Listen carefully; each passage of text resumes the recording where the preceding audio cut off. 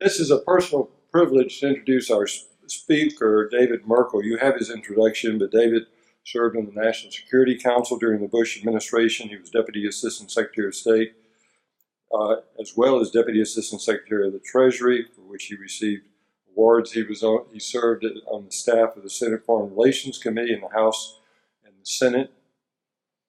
He's received numerous awards.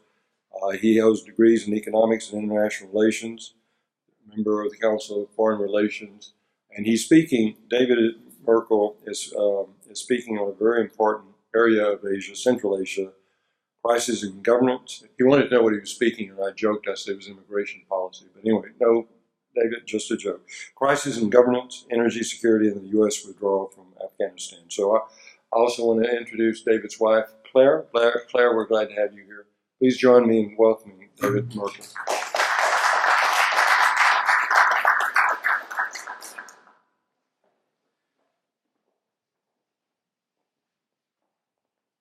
Well, for me, it's a real privilege to be here, and I'm grateful to your chairman and my friend, Charles Foster, for the invitation. I think Charles and others have really put this center on the map for those in this international city and throughout the country who are interested in Asia's history, in its culture and arts, and obviously in its future. And with Josette Sheeran, the new president in New York, with Bana here, I think bigger, better, and brighter things are definitely on the horizon for the Asia Society in New York and here in Houston. Before we start, I have to, because I may duck under this podium a couple of times. I'm dealing a little bit with a challenge in my vision. I had an eye surgery. The bad news is if you're checking your watches, nodding disapprovingly, I don't see it at all. The good news is you're the best looking audience I've ever seen. I mean, you really are. You should take great pride in that. I want to talk about Central Asia, and I want to do so in a way that kind of going back a little bit to talk about some of my experiences, but only as they demonstrate and dramatize U.S. policy and the international community's involvement in Central Asia. This audience is well aware of the work in Afghanistan during after the Soviet invasion. Your own custodian, Joanne Herring, who still to this day is doing great things for Afghanistan. But I was in Peshawar, Pakistan, because that was the point in which we brought in lethal and non-lethal assistance into Afghanistan. And because we did it through Pakistan, through the ISI, it didn't go, it went disproportionately throughout the country. And it largely benefited people that were a little bit more radical and a little bit more interested in the consolidation of the country after the Soviet defeat. And that's a problem today. We were very interested in getting support up towards the north, to the Northern Alliance, to Shah Massoud, and did so. But when the Soviet Union fell apart, it provided a new opportunity to go straight into Tajikistan and bring assistance down from there. Obviously, after the Soviet withdrawal, the government that the Soviets left behind after their full withdrawal lasted only 2 years. And after that, the Northern Alliance came down to Kabul, but never really consolidated throughout the country. And after some time of fighting throughout the country, as we know, the Taliban came to power there everywhere except in the north. So we wanted to bring in assistance directly from Tajikistan, and we had folks in Tajikistan, usually the guy's named Bob, right when the civil war started in Tajikistan. Obviously, the Soviet Union fell with a whimper rather than a bang, but that doesn't mean that there weren't conflicts in the former Soviet Union. In Azerbaijan, between Azerbaijan and Armenia, there was a battle in Karabakh where it was part of Azerbaijan, still part of Azerbaijan, but ethnically the population was more Armenian. That continues to today with 20% of the population, or 20% of the territory of Azerbaijan being controlled by Armenia. In Moldova, you had kind of the West Virginia of Moldova, Transnistria, that wasn't ready to leave the Soviet Union and still calls himself the Soviet Socialist Republic. In Georgia, you had 3 different regions, Ajaria, Abkhazia, South Ossetia, that weren't that comfortable with becoming part of Georgia. And obviously, from the war in 2008, in August, between Russia and Georgia, we see that still affects us. People ask me what I did in the State Department, and I said I effectively managed the relationship between Georgia and Russia, because it was under my watch that that war started and ended. And then obviously in Tajikistan, where it moved into a full civil war between the more kind of Moscow-centric secular government and what was called the United Tajik Opposition, which had Islamists and had people more from the south that didn't want to be ruled and governed by Dushanbe. So after spending time on the policy between the United States and Russia, I took the opportunity to go to Tajikistan, and this was perhaps the best job I ever had. We were stationed there, and it was at the end of the Civil War. I was with the United Nations and the Organization for Security and Cooperation in Europe. It was at the end of the Civil War, and before the first post-war first elections, they would have a Islamic party, moderate Islamic party, competing for the elections in Central Asia. So I went there, and every day we got to go into a new village. You'd meet with the hukamat, the governor of the village. You go to the chai-hana, the tea houses, and meet with the old guys there. Just old guys that spend all their time playing chess. You do not want to play chess against them. And then also, more seriously, make sure that the military, the government's military, is in barracks, and make sure that the rebels, the United Tajik Opposition, is in barracks.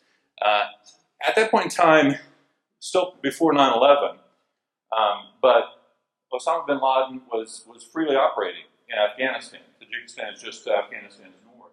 So there was just 2 of us Americans on the team, and they kept us mainly towards the north. We still made 2 incursions into Afghanistan, one by helicopter, where we had to land at a kind of a lovely snow plateau to be refueled by these sorry guys who pulled a truck up to us and had a nice snow fight before leaving. And it was only after I left that I found out that I was in Afghanistan, and then once by armored car.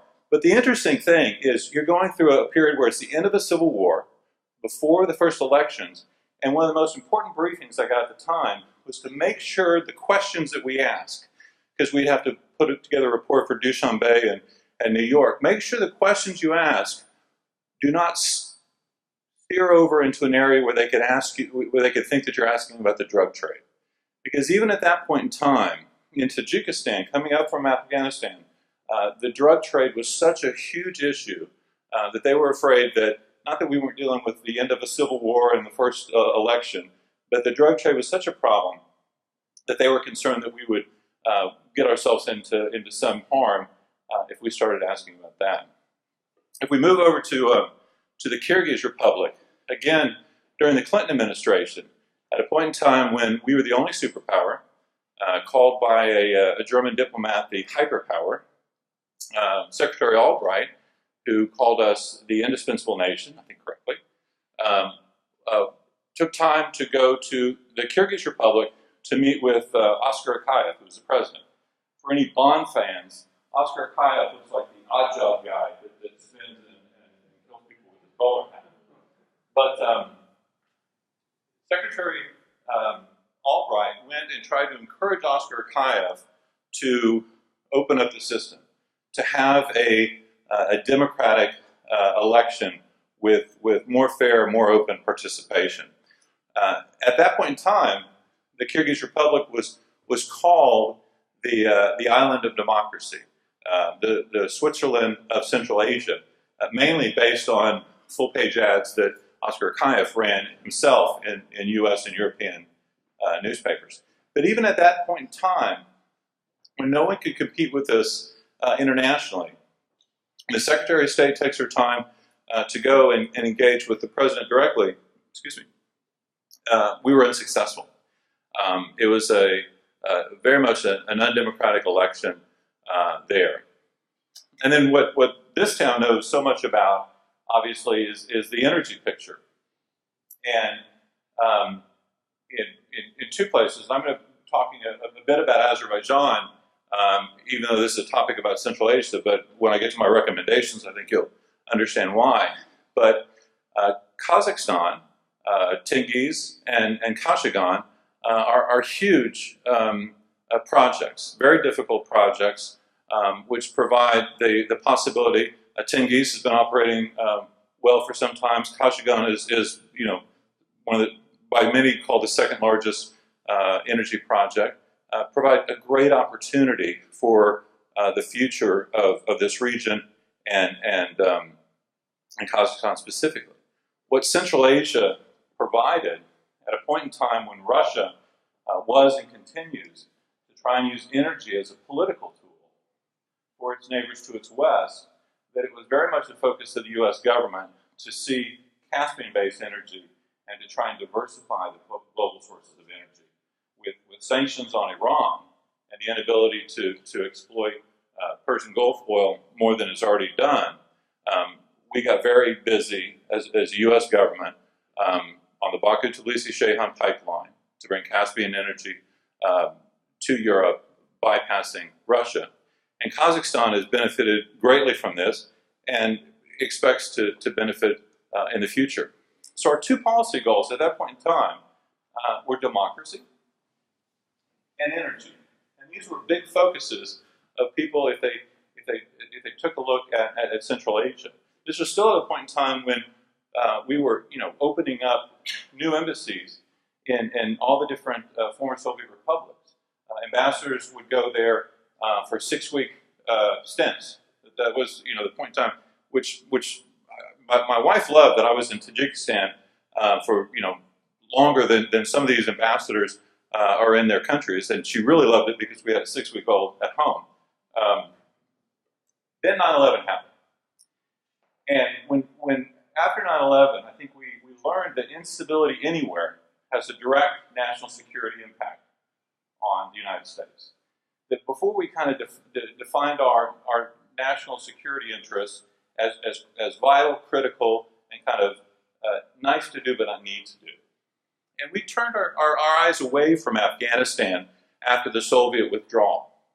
We turned our eyes away, in some ways very understandably, for what was going on in Central Europe and the opportunity to work with the Central European powers and bring them along as having more of a history, more of a culture of democracy than what existed in the former Soviet Union.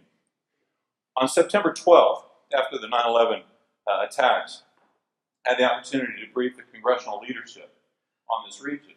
It was clear that even at that point in time that we were likely going to do a military strike on Afghanistan.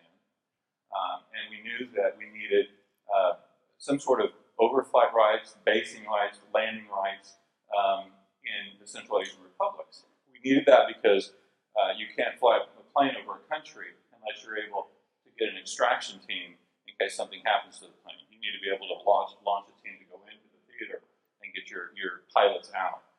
We also wanted to get spotters in for the pilots, and obviously when we wanted to get special forces and CIA, and you need some agreements in case you need to extract them. So on September 12th, I had the map, and we were ready to go through a briefing. I was quite excited. I invested a lot of my career in this area, and disappointingly, but not surprisingly, the briefing was little more than the map and me working through the pronunciations of the countries. It is in fact Kazakhstan, not Kyrgyzstan. So we needed to learn quickly about Central Asia.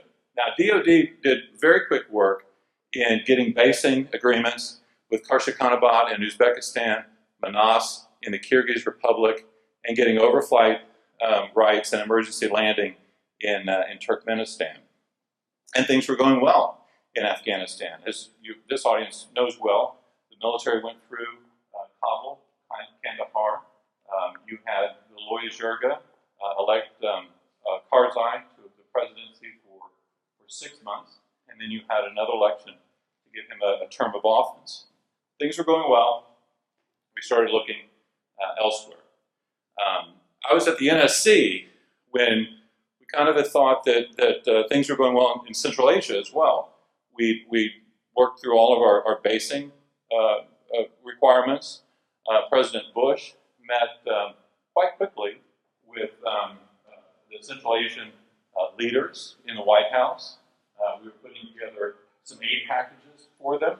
We were putting together some aid packages that focused both on their economic needs, but also highlighted the importance of greater democratic and human rights reforms. And things were going pretty well. And then we had the color revolutions. Ukraine, again, is in the news. We had the Orange Revolution in Ukraine. We had the Rose Revolution in Georgia. And the little-known Tulip Revolution in the Kyrgyz Republic. Oscar Akayev, this person that was saying that he was leading the island of democracy, was dethroned by what was less than 200 people that had come up from the south and were outside the Kyrgyz White House. That is not an impressive structure. Senator McCain one time was stuck in the elevator in the White House there for about 3 hours. But what happened there really kind of pointed out that things were moving. And then they moved next to Uzbekistan, in Andijan. The result was very different. Karimov in Uzbekistan pays his military. They had a disturbance in Andijan, and then there was a response which is really disputed, whether it was a peaceful demonstration that was put down militarily, or whether there was more admined by the demonstrators. But what is clear is that it was a excessive use of force in putting down this demonstration. In the White House, we had thought things were going well in Uzbekistan, and the leadership had kind of forgotten about different things. And we looked at what happened in Uzbekistan, and over the next 3 months, there was more National Security Council meetings on Central Asia than any topic other than Iraq. We were trying to figure out how this region that we thought we had a future with, energy, democracy, security, had kind of moved so far over. We had, of the 5 Central Asian republics, we had focused our attention on Uzbekistan to the frustration of President Nazarbayev in Kazakhstan. So I need to, excuse me 1 second here.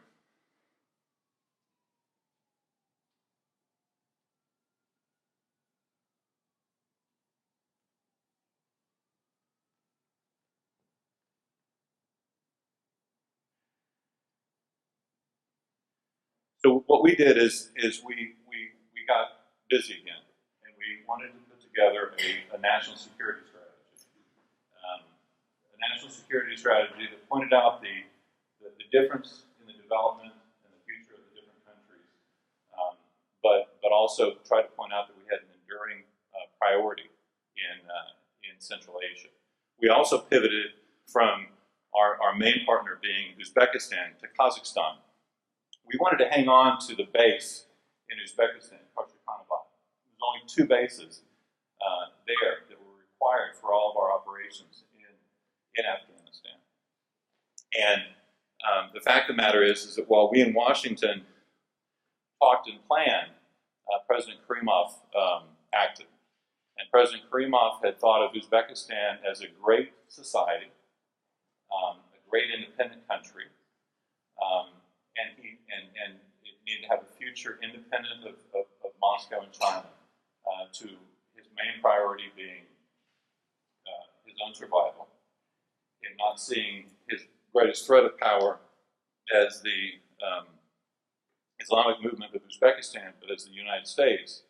And while we were meeting in Washington, he went and signed deals with Moscow and China and got that kind of safe harbor there.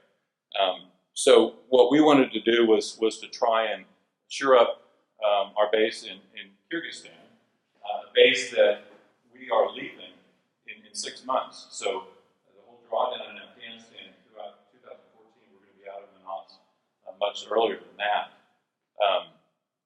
President Bakiyev, who replaced Akayev, was there. President Akayev's son had become a millionaire by getting in between Gazprom and our airlift operation and selling us jet fuel. And then President Bakiyev's son did the same thing, became a millionaire getting between who was providing the jet fuel and the U.S. military. So we had a point in time then where there was just a single point of failure. We needed to continue our operations in Afghanistan, but we lost one of the key bases because Karimov had thrown us out. I got to go to Uzbekistan. I was part of a 3-member team to talk with Karimov about trying to get him back on the right path and not lose the base. And we had kind of taken so much time that rather than going there and negotiating with him, it was a real come to Jesus. We just sat there and got yelled at for about 6 hours and then left town. So we got busy again and trying to focus on having relationships with different folks. To Turkmenistan, and obviously, when I say we go there a lot, not just one trip, but I met with the president Bush after meeting with the former leader of Turkmenistan, Turkmenbashi, and Turkmenbashi was a fantastic person, other than being a human rights violator. Is that Turkmenbashi had heart surgery, and of course, all over town there is paintings and statues of Turkmenbashi. In the center of town, there's a gold statue of Turkmenbashi with his hand up like this. And to the unknown person thinks that the statue rotates to follow the sun. But of course, it's the sun that follows Turkmenbashi. But Turkmenbashi had this operation, and somehow, from the heart operation, he gained 20 years. He got 20 years younger. And in one night, they went on all of the pictures all throughout the country and painted his gray hair black. Of course, the currency has this picture on it, and that stayed gray. They were never able to explain that to us. But when I got back and I met with President Bush, he asked me about the meeting with Niyazov, which is his name, Turkmenbashi, means father of all Turkmen, because it was important that we have overflight rights and stuff like that. And I said, Turkmenbashi puts the personality in personality cult. It was just a very interesting thing. But the point I'm making is that at that point in time, Moscow was so focused on not having us have a foothold in Central Asia that if we only were relying on the Kyrgyz Republic and them extracting money from us to hang on to the base, with all the other Central Asian leaders joining with Moscow, putting ourselves in a very difficult situation. So what we needed to do is have some sort of agreement with all the other Central Asian republics as well. And that's what we tried to do with mixed success.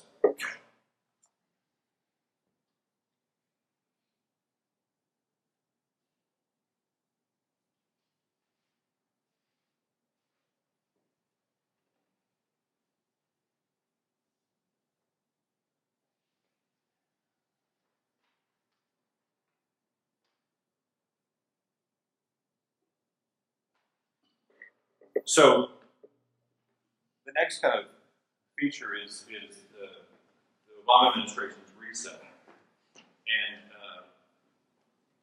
the relationship between the United States and Russia was bad at the end of the Bush administration. And it's quite understandable why the Obama administration would want to improve relations. It's a very important country. But they went about it in a way, in my opinion, to have the most optimistic view from Moscow about what policy would be like with the Obama administration going forward. But in the reset, what they specifically said to the Russians is, we want your cooperation on what we think is important, and it is non-proliferation, Iran, North Korea, and to get greater cooperation there, we're not going to focus so much on things that are irritants in our relationship, energy. Azerbaijan in Central Asia. And during the course of 5 years of the Obama administration, there's been very, very little interaction at the senior level from the Obama administration into Central Asia. Secretary Hagel, when he was a senator, I worked on the Senate Foreign Relations Committee, he knows a lot about Central Asia. He's interested in Central Asia, and it would be really a good thing for him to become more engaged on the topic. But there's bigger things, right now on his plate. So that puts us to where we are today, which is the drawdown in 2014. This is not new. We've expected a drawdown this year, but the question will be, what are the achievements that have been made in Afghanistan and in the region? What will they look like in 2015, 2016, and going forward? I'm coming here from DC, and I was meeting with a couple guys in the Senate leadership about the President's State of the Union address. And in the State of the Union, he did talk about removing troops, but he talked about leaving a residual force somewhere between, he didn't say these numbers, but somewhere between 10 and 15,000.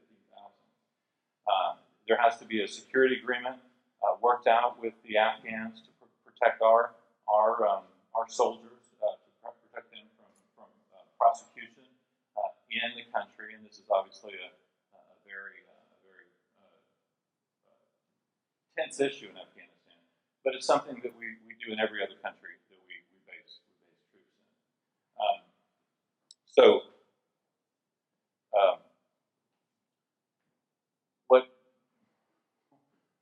What the question will be is that the president really, even according to his former Secretary of State and former Secretary of Defense, hasn't articulated why we're in Afghanistan. That has led people to really question how serious it is. He has not given many speeches about Afghanistan. He's not articulated the importance in Afghanistan that much. But it's also true that he's kept troops in Afghanistan for 5 years. He had a surge during part of his presidency in 2009, 2010. But I think that most people in the region, in Afghanistan, and in Washington, don't believe we will have any residual force at all. I'm holding out hope that we will. The other really important issue that happens in Afghanistan in 2014 is the elections. They're coming up here quite soon. And the main question is, will Karzai's brother, who's seen to be among the most corrupt people in Afghanistan, which is like Chicago, it's an impressive feat, that if he is elected, you have someone who is even more anti-American than Karzai, and really not respected by the people there. So again, you have this whole situation which is bringing to a front. Now I want to just, because my background is more in policy, I'd like to make some recommendations, and then we're a small group, so I really hope that we can have some questions and answers. But the first recommendation is specifically on the elections. In the last election, we were seen by Karzai, by the United Nations, and by NATO as getting too involved with the elections, and too involved with the elections against Karzai.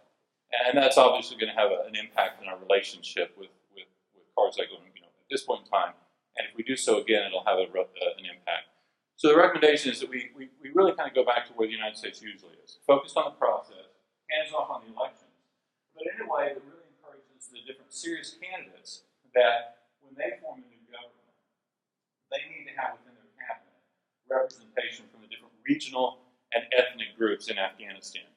The central government in Afghanistan is not going to be as strong, as powerful as we would want it to be, but people in the different regions and different ethnic groups, the Tajiks, the Uzbeks, they need to feel vested in the central government. And this is most important because if that doesn't take place, then the unity of the Afghan security force is in question. You can see the Afghan security force split up, more joined with regional leaders and their militia, rather than keeping the consolidation of the Afghanistan security force which is now and obviously in the future providing security for the country.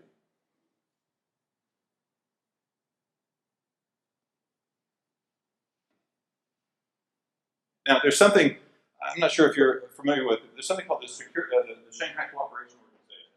It is the first international organization that China formed, and it's made up of the members being Russia, China, and the 5 Central Asian republics, and it has observers like Pakistan, India, Iran, and others. And when I was in government, I argued against accepting an observer position in the Shanghai Cooperation Organization. I did so because I thought that our participation in it would lend legitimacy to the organization, and that we could conduct our policy better, independent of any participation. That was a bad mistake. I was persuasive, and we didn't move towards observer status, but I was wrong in that, because we are the only country involved in the region without a chair. And right now it'll be very, very difficult to gain access as an observer. But China is more willing to see us become a member of the Shanghai Cooperation Organization as an observer. Russia is really set against it. But I think as a recommendation, we should work with the Central Asian republics, the 5 members, Russia and China, to try and gain access to them.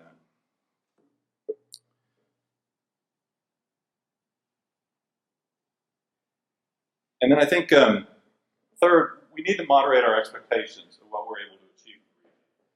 Central Asia is not Central Europe.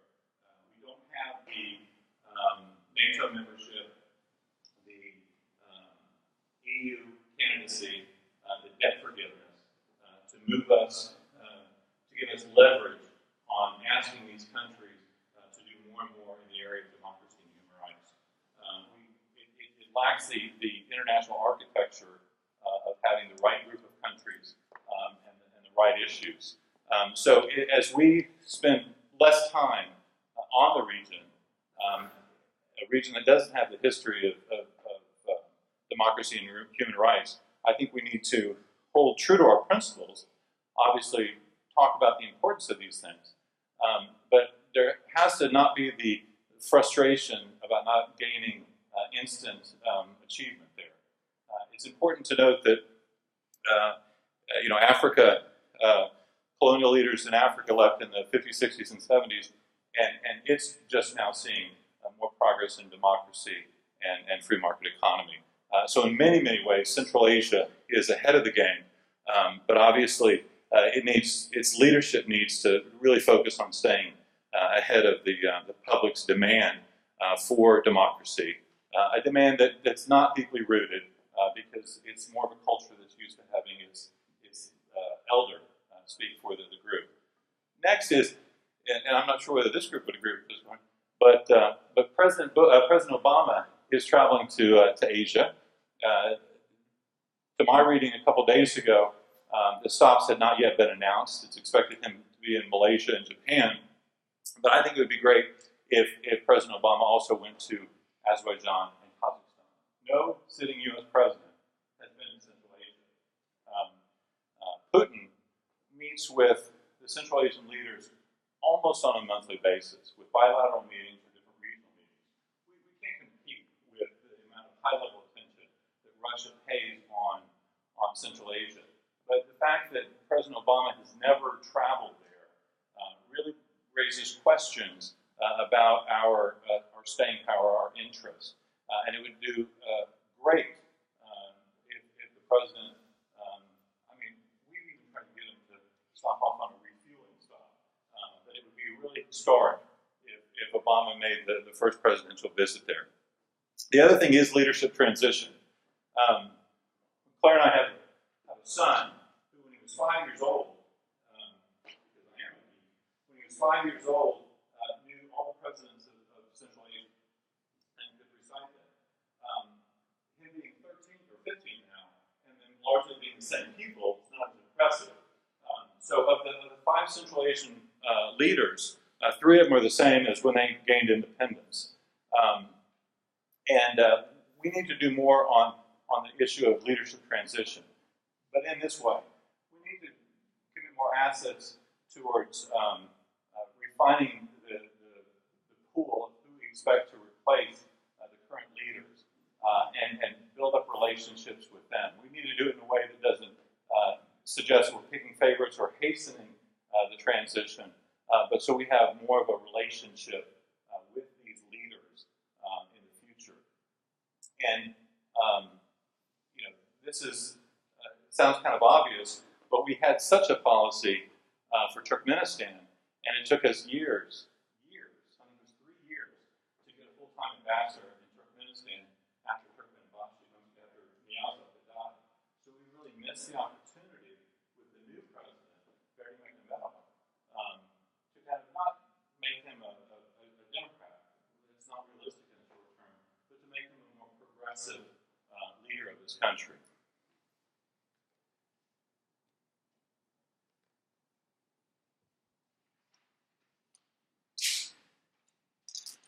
And the other thing is that I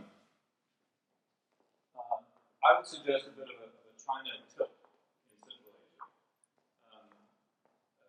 Central Asia, we think about the great game between the United Kingdom and Imperial Russia, and the battleground, the Khanates of Bukhara and Khiva and Conley and Starter being thrown in the bug pit.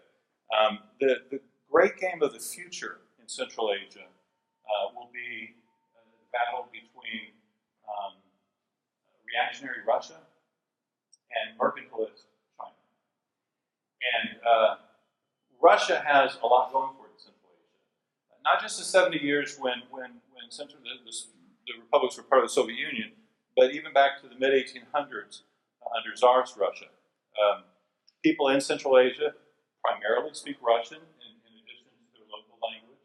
Some leaders in the country had to learn their local language.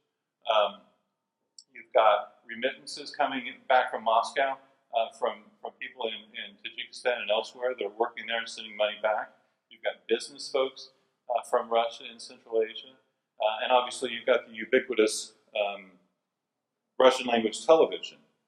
But the demographics, the demography of Russia does not really kind of point to it being the future of Central Asia. China has much more of a future in Central Asia. And in fact, I was speaking with a president of one of the Central Asian republics who'd been to China, and he said, they make me feel like I'm the superpower. And that makes good sense. China has interests in Central Asia. Obviously, it has energy interests, and principally in Kazakhstan is concerned in the Xinjiang region about the Uyghurs and wants to make sure that separatist sentiments are not stoked from the Kazakh side. So, not in a way that I would suggest a compact with China, but the only thing that's kind of kept Russia and China unified against the United States in Central Asia is their concern of our hegemony in the region. And the fact that we had bases there and other things kind of really stoked that. So that's no longer the case. I wish we were going to pay enough attention to Central Asia where I wasn't suggesting this. But I think that Otto von Bismarck said if there's 3 countries, it's better to be part of the 2 than the 1. For the last decade, it's been us in Central Asia kind of working against China and Russia. And I think that we have a lot more in common in Central Asia with China, whose focus is economic, rather than with Russia. I also think that with the Asia pivot, and kind of in some ways confronting China on China's east and south, it would be nice to China's west to really be trying to work with China in a certain way. And just 2 more recommendations. One is on capital investment in business in the region. The more enlightened Central Asian foreign ministers and presidents run what they call a multi-vector foreign policy. They think about a 3-legged stool: Russia, China, and the United States and Europe. And they want active economic interaction in addition to politics to be running down the different legs of this stool. So if we have more difficult times on the political side, then the economic interaction will kind of keep things going forward. Now, when Central Asia became independent, we were the largest foreign direct investor in Central Asia, principally in the energy sector in Kazakhstan. And that's still a sizable investment in the region. And we may still be the largest foreign direct investor in Kazakhstan, I'm not sure. But over time, as China has looked more towards its west, as Russia has gotten back with its legs under them, relative to what it was at the beginning, it's shrinking and shrinking and shrinking. There are a few companies, international companies, that have the skill and the profit margin to work in this, what will remain to be a difficult environment. But I think the United States, not just in Central Asia, but really internationally, needs to do more to try and champion U.S. Businesses in the region. In Central Asia, in the energy sector, in the agricultural sector, and others, would be very, very important. When I was in government, was responsible for signing off on the sanctions to Russia's arms industry, Rosenberg exports, which Putin responded by canceling a contract or a negotiation at the time for the Stockman field of a U.S. business. So U.S. businesses, from time to time, are penalized for the foreign policy of the United States. They should benefit as well.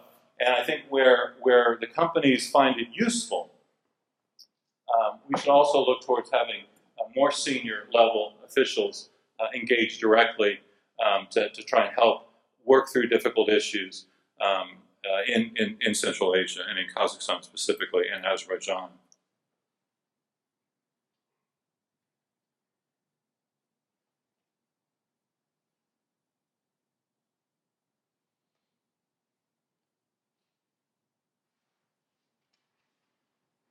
Finally, I said I wanted to mention Azerbaijan. It's unrealistic to think that NATO or EU membership is going to move all the way to Central Asia. It's not going to happen.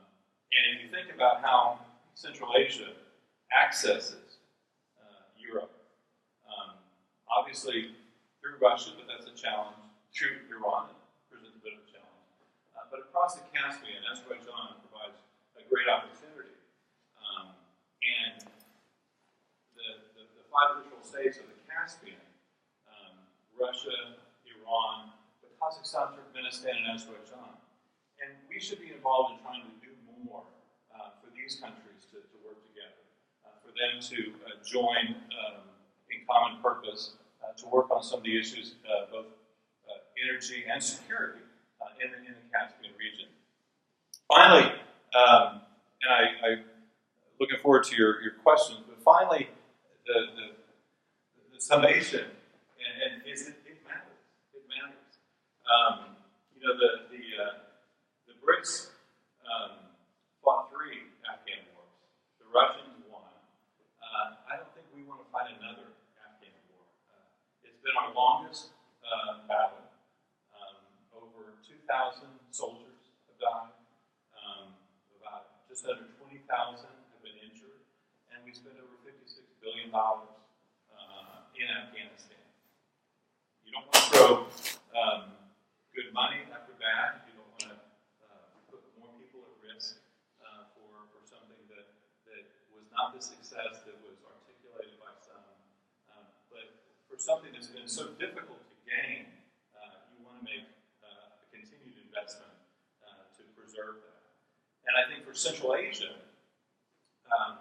who gets pressure from Moscow, who gets pressure from China, if we were to leave Afghanistan with no residual force that could continue to train Afghan security forces, that could provide some intel and logistical support, and could have some special operations, counterterrorism capability, I think we would really rue the day that we have a debate 2 years later when the next Afghanistan government falls.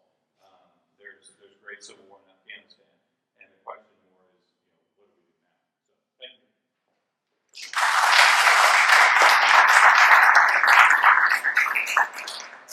We have several questions, but we've been joined by several other members of the Consular Corps, the Dean, Consul General of France, Mauricio Nuss, the Consul General of France, the hero Sian, and my good friend, all of my good friends, the Consul General, Honorary Consul General of Latvia, Stephen, and also a friend of ours. Right.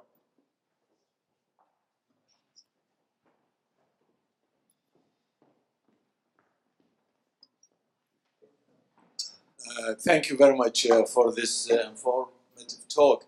I have a question. Could you just introduce yourself? And Okay. say where you're from? Thank you. My name is Imtihan Joda. I'm a physician. Actually, I work here at the medical center. I'm originally from Iraq, so I have interest in what's going on in Afghanistan and Iraq and all the area. And my question is, what do you see? Is that Taliban is coming back with support of Pakistan, or is going to be a mixed government in Afghanistan with Iran is filling the gap?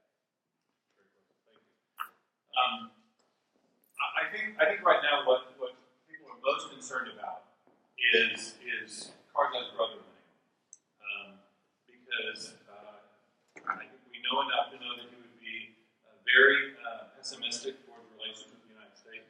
So if we haven't secured the agreement to keep troops there, and he were to win, it would be very, very difficult for us.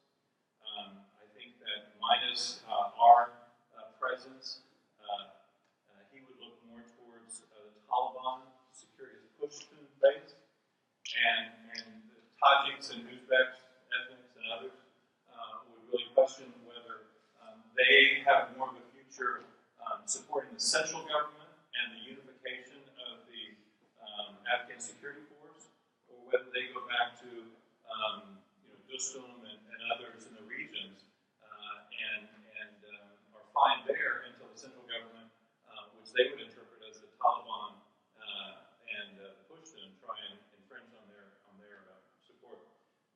Look, Pakistan is supporter, friend of the Taliban. They have paid dearly for this in their own country. They've had counter operations. Maybe friend is not a fair word, but they see the strategic value in the Taliban. It's bit them in their own country, but they see the strength of the Taliban as being a way to unify the Pashtuns. I was surprised to hear just yesterday that, and I value the source, so these are on record, right? Okay. I value the source, so I can only just say that he was meeting in Qatar, and the Qataris were very concerned about our withdrawal, and we're looking into increasing their contact with the Taliban. So the return of the Taliban is definitely in the cards, but I would caution you that the return of greater instability, greater internal conflict, greater repression is what led to the Taliban coming initially. And I think that you could imagine these hard-won gains of the last 12 years having the same result. Thanks.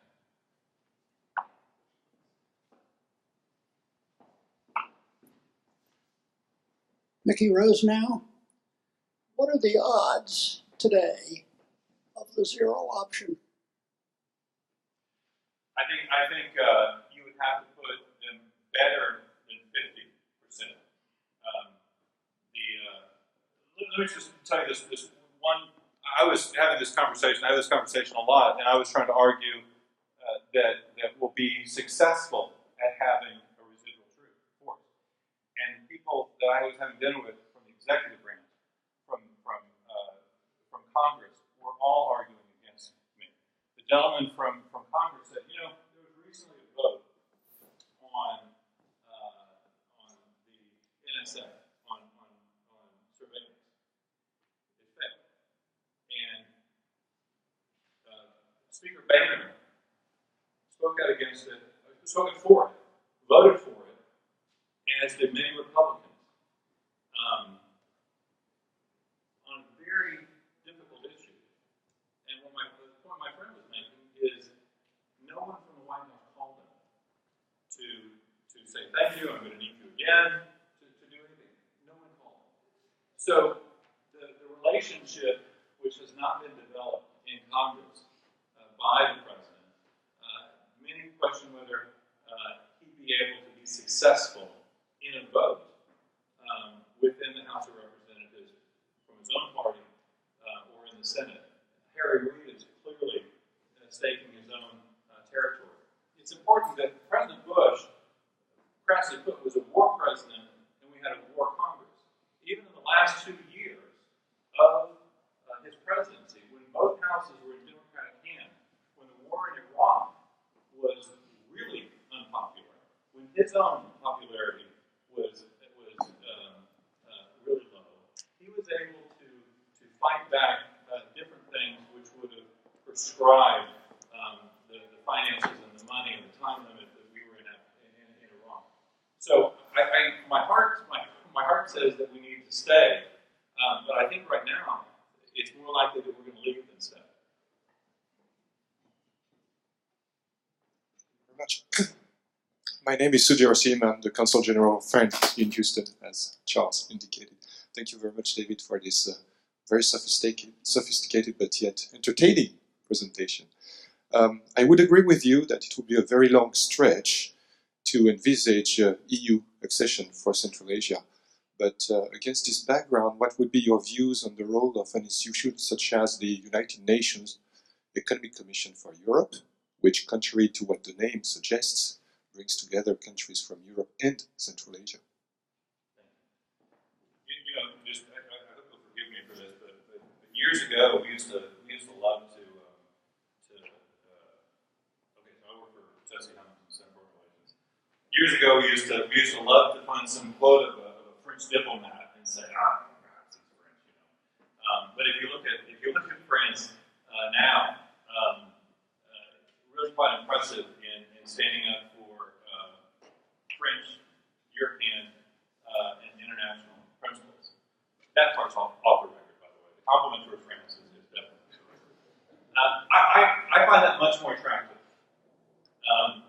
The OSCE, the Organization for Security and Cooperation in Europe, which all these countries, as is Russia, is a member of, Russia has it in handcuffs budgetarily. And the different baskets of policy, like the human basket, which focuses on human rights, democracy, is very circumscribed. And the value of this organization is really in question in Central Asia. They only hear about the OSCE when some country that may or may not have an embassy in Central Asia, in their capital, quotes from it during an election. So the United Nations has great credibility in Central Asia. The focus is on the economy, which is of great interest. And I think that we need to be realistic, that we want to talk about something that is not just we who are interested in it, but the Central Asian leadership, nomenclature, and population are involved with it. So if I give this speech again, I will definitely add that as a recommendation. It's a very good one. Cora Bessmeyer. I'm just an interested citizen, and you were speaking about sources a while ago. As you travel and read and hear, and as we travel and read and hear, whom would you tell us, in your opinion, to listen to that voice? Is there someone in Congress who really gets this, or someone in the UK, David Cameron, someone that you would say, hey, every time you read an article by that person, he really understands what's going on? Could you comment on that, please? You're talking about in addition to me. Yes. I think it's funny because there's a scarcity of information on Central Asia, and obviously if you want to kind of really dive deep into it, there's something on the web called EurasiaNet.org, which is very good. But you have to. It doesn't answer your question as far as who because some of the articles I kind of go, oh, this guy has the right, others you go, There's also a Fergana website, Fergana RU out of Russia, which is interesting. So that's if you want to really dive deep. The Economist, which doesn't have a lot of coverage on Central Asia, I think always gets it kind of in a very entertaining, satirical at times, but very informative way. I think Ahmad Rashid's book on Central Asia is a good one. Pakistani journalist who is very invested in. He has a couple books, the Taliban, and then his book on Central Asia. But the thing to do is to get hooked on the region, and the way you do that is you get Peter Hopkirk's The Great Game, and that really lays out the history of the region during this time between Great Britain and Tsarist Russia. And people used, when I lived in Moscow, people used to really feel sorry for me because at the time, too many airplane flights were falling out of the sky. So if you were flying on government money, you could no longer fly airplanes back in the early 90s.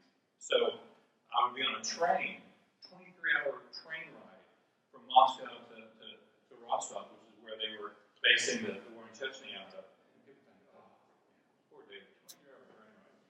And it was your own coupe, a couple of bottles of Sovietsky Dry, $3 a bottle, and like a tub of caviar, and Peter Hopkirk's The Great Game. It makes for a great weekend, so do that. Hi, good morning. Robert Preston from the Israeli Consulate. Thank you again for sharing your insights and expertise in the region. Could you give a couple implications in terms of energy with U.S. withdrawal in Afghanistan, maybe pulling Iraq or Iran or whatever, China, Russia? There's something on the Asia Society website that I wrote a while ago about this, but when we talk about kind of growing powers in Central Asia, in addition to obviously China and Russia are not growing powers, but when the Soviet Union first came apart, we were concerned about Iran's influence, and we kind of really leaned on Turkey a bit initially. Now Iran, other than some infrastructure projects in Tajikistan, whose language is more Persian-based than Turkic-based, they don't really have power in Central Asia. They have a role on the littoral states of the Caspian. Obviously, they have a role in Azerbaijan because they're their neighbors.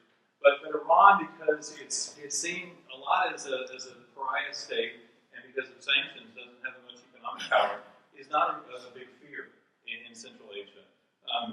India is providing some opportunities. Again, in Tajikistan, they have an Air Force base, and their interest in Pakistan, their interest in Afghanistan, obviously drives Islamabad, crazy, and Islamabad sees a greater role in Afghanistan as an existential threat to Pakistan. On the energy side, when we talk about, obviously, we talked a bit about Kazakhstan, and Kazakhstan gets a lot of its hydrocarbons out through Russia by rail, out through and pipeline and into China. When we talk about Turkmenistan, which was later to the game because all of its existing output went through Russia.